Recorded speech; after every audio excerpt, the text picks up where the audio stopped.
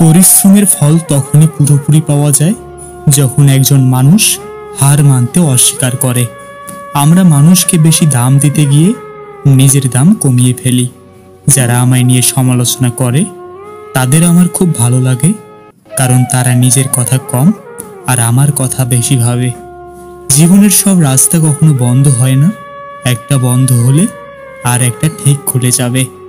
সামনে যত বাধাই আসুক, একজন হার না মানা মনোভাবের মানুষ সব তুচ্ছ করে সাফল্যের দিকে এগিয়ে যায়।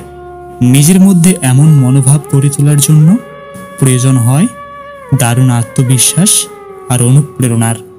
মানুষের দেহ, মন ও আত্মার সুষম বিকাশের প্রয়াসী শিক্ষা।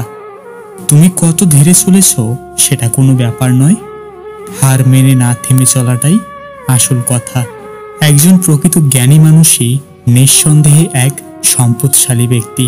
ধৈর্য হলো এমন এক শক্তি যার মাধ্যমে জীবনের সব কঠিন বাধা কাটিয়ে ওঠা সম্ভব হয়।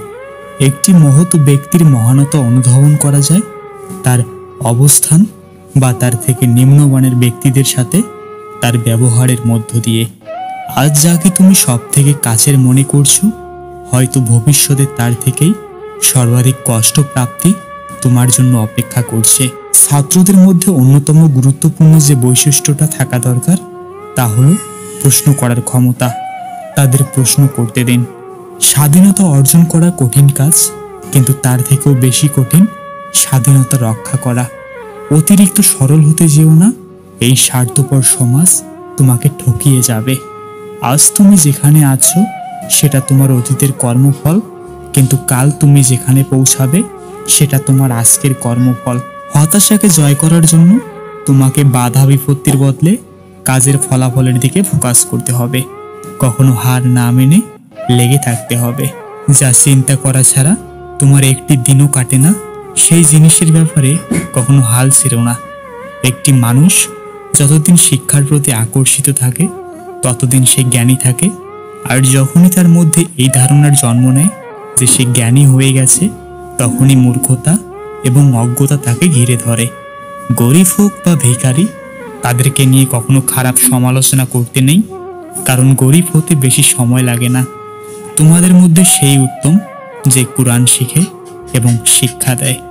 যে মানুষ জীবনে কখনো অকৃতকার্য হয়নি সে কখনো সম্পদশালী হতে পারে না। যে ব্যাপারে তুমি সত্যি বিশ্বাস করো সে ব্যাপারে কখনো হাল ছেড়ো না। হার না মানলে পথ তুমি নিজেই খুঁজে পাবে। জীবনের সবচেয়ে বড় সারপ্রাইজ হচ্ছে মৃত্যু। হঠাৎ একদিন এসে সবাইকে চমকে দেয়।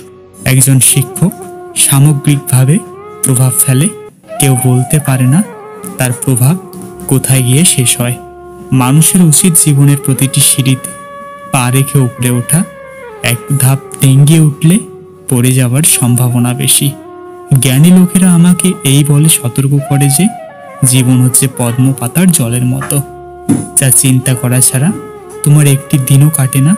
সেই জিনিসের ব্যাপারে কখনো হাল ছেড়ো না। তোমাদের যত বড় বড় পিএইচডি ডিগ্রি আর সার্টিফিকেট থাকুক না কেন, যদি আল্লাহ ও তার রাসূলের সাথে তোমাদের সম্পর্ক না থাকে তাহলে তোমরা মূর্খ।